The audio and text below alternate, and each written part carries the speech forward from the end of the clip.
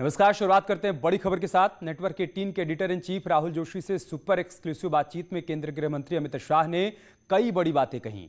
उन्होंने राम मंदिर से कृष्ण जन्मभूमि तक, उद्धव ठाकरे से ममता बनर्जी तक, बिहार से कश्मीर तक और हाथरस से योगी सरकार तक, सुशांत राजपूत और टीआरपी विवाद से किसानों तक, साथ ही चीन की चाल से लेकर पाकिस्तान तक हर मुद्दे पर खुलकर अपनी बात रखी। शाह के इस बेहद खास इंटरव्यू के बाद सियासी प्रतिक्रियाओं का अंबार लग गया है।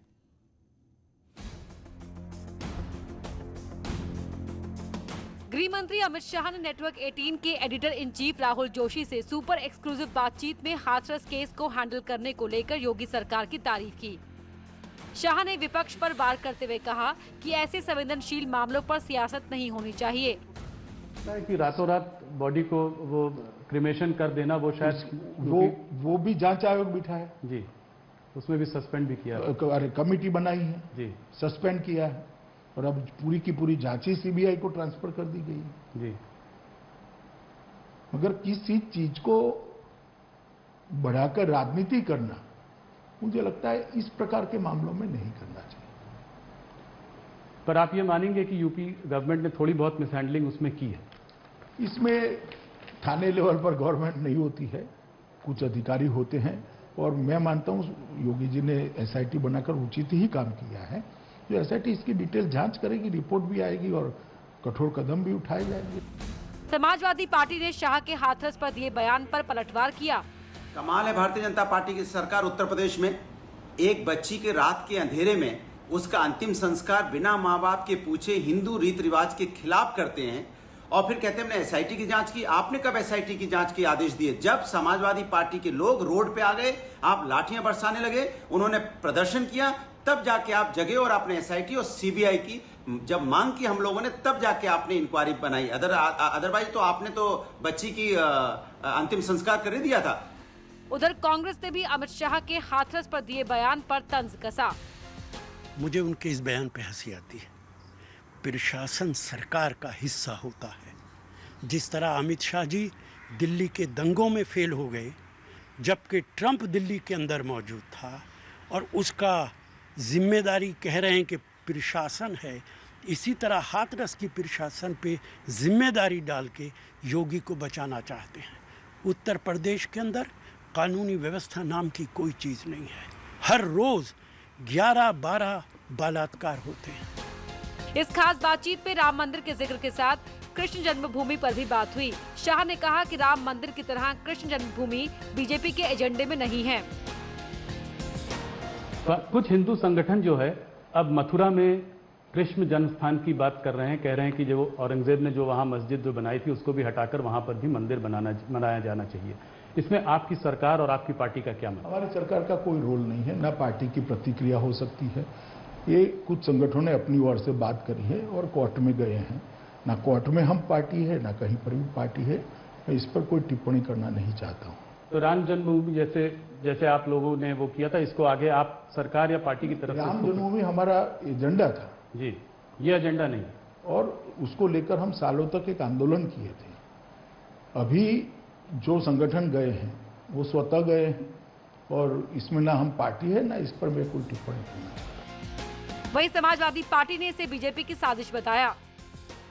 इनका कहना कुछ होता है, कथनी और करनी में बहुत फर्क है। इनके बहुत से हिडन एजेंडे हैं। जब ये देखेंगे और इस पर देख रहे हैं कि हाथ से कमांड निकल रही है, तो कुछ न कुछ हिंदू मुस्लिम तो करना है ही, दिलों को तो बांटना है ही, तो वो मैं इससे एग्री नहीं करता। वहीं बिहार चुनाव पर अमित शाह ने कहा कि सीटें भले ही बीजेपी की ज्यादा आए, लेकिन सीएम नीतीश ही बनेंगे। विपक्ष भ्रम ना फैलाए। कोई दो राय नहीं है, दो मत नहीं है। मैं आज फिर से दोहराना चाहता हूं कि चुनाव बिहार में श्री नीतीश कुमार के नेतृत्व में लड़ा जा रहा है और नरेंद्र मोदी जी एनडीए के सर्वमान्य प्रमुख नेता हैं, उनके नेतृत्व में लड़ा जा रहा है। तो जो कुछ भी भ्रांतियां फैलाने का प्रयास कर रहा है, मैं आज इस पर बड़ा फुल स्टॉप लगाना चाहता हूं। नीतीश कुमार ही बिहार के अगले मुख्यमंत्री होंगे। अगर भारतीय जनता पार्टी की सीट ज्यादा आएंगी तब भी? देखिए, अगर मगर का सवाल ही नहीं है।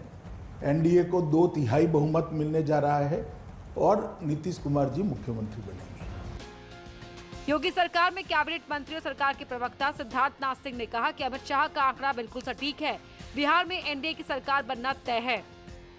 पूरे के पूरे बीजेपी उत्तर प्रदेश की तरफ से हमारे कार्यकर्ता लोग लगे हुए हैं, हमारे नेता जा रहे हैं, हमारे स्वयं मुख्यमंत्री जी जा रहे हैं और जी जान से हम लोग मेहनत कर रहे हैं कि बिहार के अंदर जो बीजेपी का गठबंधन है जेडीयू के साथ, उसमें 2/3 बहुमत आए।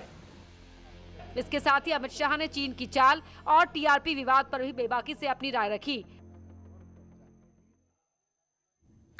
न्यूज 18 के साथ एक्सक्लूसिव इंटरव्यू में केंद्रीय गृह मंत्री अमित शाह ने कहा कि किसानों के हित में है कृषि बिल। साथ ही उन्होंने आरोप लगाया कि विपक्ष किसानों को गुमराह करने की कोशिश कर रहा है। मैं आपके माध्यम से देश भर की जनता को और विशेषकर किसान भाइयों को इतना जरूर कहना चाहता हूं कि विपक्ष के द्वारा देश के किसानों को भड़काया जा रहा है। ये कृषि बिल है क्या? आज देश अपनी उपज, अपना जो उत्पादन है पूरा मंडियों में बेचता है, आड़तियों के माध्यम से बेचता है, तो उसको एक ही मंडी का रेट उपलब्ध होता है। अब बिल क्या लाया है कि वो मंडी के बाहर भी बेच सकता है। इसका मतलब ये नहीं कि मंडी बंद हो जाएगी। जहर ये फैलाया जा रहा है कि मंडियां बंद हो जाएगी। मंडी बंद होनी ही नहीं है।